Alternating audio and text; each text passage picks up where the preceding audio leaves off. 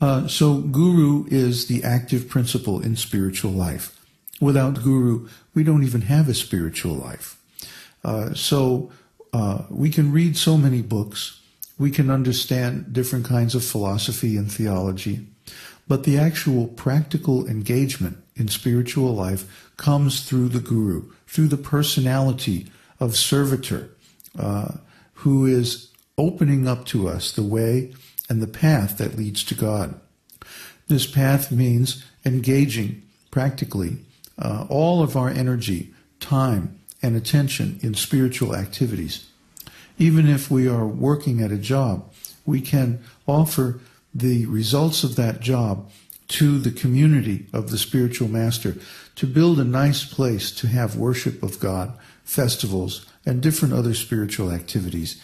And this will spiritualize our whole life. We really can't imagine in the beginning the potency of the spiritual master and his association. Let me give you a little example from my own life. I first saw my spiritual master, Srila Prabhupada, in a park in New York City in 1967. I was on my way to a recording session or something or other, and on my way I happened to go by the park, and there was Srila Prabhupada and some of his early disciples chanting the Hare Krishna Maha Mantra and dancing. So they were wearing colorful orange robes, and some of them had their heads shaved, which was really radical back in those days of long hair and beetle haircuts. So I was looking at them and thinking, well, this is far out. I really didn't know what to think. I didn't have any background that would enable me to parse this experience and put it into some category. So I just had to accept it as an inexplicable happening on my way to doing my business.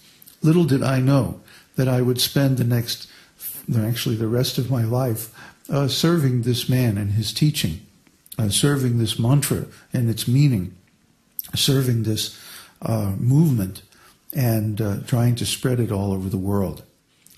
But just a few minutes, I stood there and watched and listened, and then I went on to my job and didn't really think anything of it. In fact, I totally forgot the experience for a long time.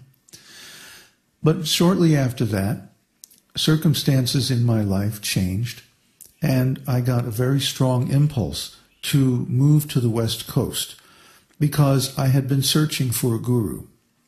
And I had been pretty much around the New York spiritual scene and didn't really find anybody who I felt was qualified. So I went to the West Coast, and one thing led to another, and I wound up living in a house just a few blocks from Srila Prabhupada's second temple in the United States, the San Francisco Temple, which at that time was on Stanyan Street in Haight-Ashbury. And of course, being hippies and musicians and involved in so many different activities, we all wound up going there to eat, especially on Sunday, because they would have this delicious Sunday feast. So one Sunday, I went there, and Srila Prabhupada himself was there, and so I saw Srila Prabhupada for the second time. And even though I was going to the temple, still I couldn't surrender. I couldn't become his disciple because I was so attached to being a musician. And little did I know that later on I would wind up doing so many recordings and traveling with one of the Hare Krishna road shows, leading kirtans all over the world, especially in India, with many hundreds and even thousands of people chanting the holy name. Little did I know that any of this was to come. I was just going to the Sunday feast because I was hungry. And then I saw this same gentleman, who I didn't really even recognize at that time as being the same person. But I surely remembered the mantra that they were chanting, Hare Krishna, Krishna Krishna, Hare Hare, Hare Ram, Ram Ram, Hare Hare. Oh, well, that's interesting. I've heard this before. And I was reading the books, and I appreciated the books very much because they were so authentic. Srila Prabhupada's books have the original Sanskrit text, the ancient text that's been passed down for thousands of years without any alteration or change. Then it has a Roman transliteration. So even if you don't read Sanskrit, you don't read Devanagari, you can sound out the Sanskrit shlokas and chant them accurately, which is very important because the sound vibration has spiritual potencies. Then it has word-for-word synonyms, giving the Sanskrit and then the English equivalent. And in many cases, Srila Prabhupada has invented wonderful phrases such as the Supreme Personality of Godhead and devotional service and spiritual master and so on, that actually render the meaning of these Sanskrit terms in English for the very first time. So one thing led to another, and after a few years, I remember very clearly I was playing a gig with a really good jazz band. I was the only white guy in the band in Orlando, Florida. And one night I just walked off the stage at 2 o'clock in the morning, closing time, and I go to myself, I can't do this anymore. I'm done with this. I'm going to go join the Hare Krishnas. So this one encounter with my spiritual master over several years, and reading his books and so forth, going to the temple, taking prasadam, which is food offered to Krishna with love and devotion, I became his disciple before I was even aware of it. Actually, he made me his disciple by his spiritual potency, and I didn't even know what was happening.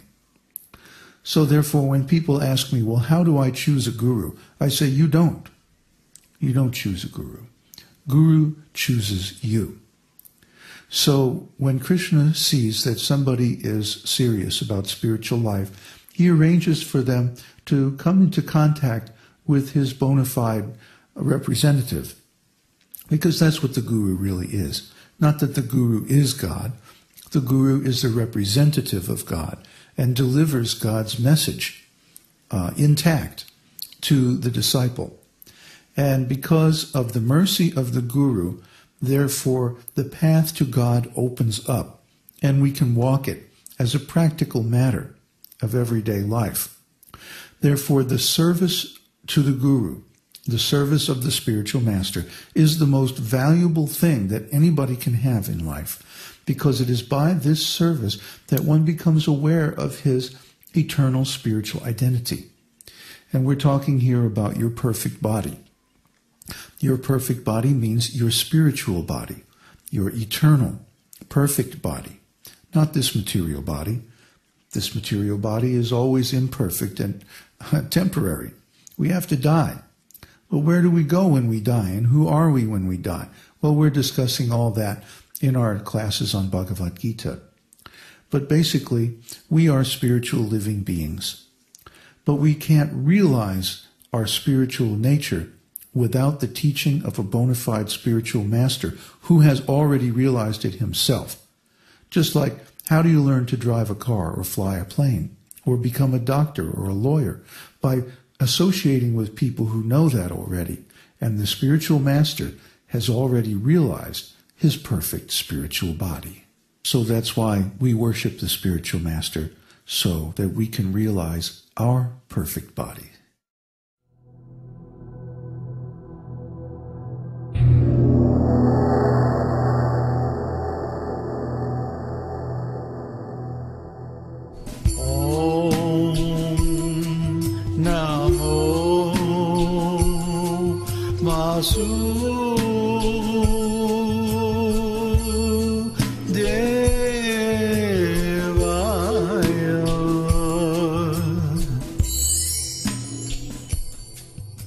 We hope you've enjoyed this edition of Your Perfect Body.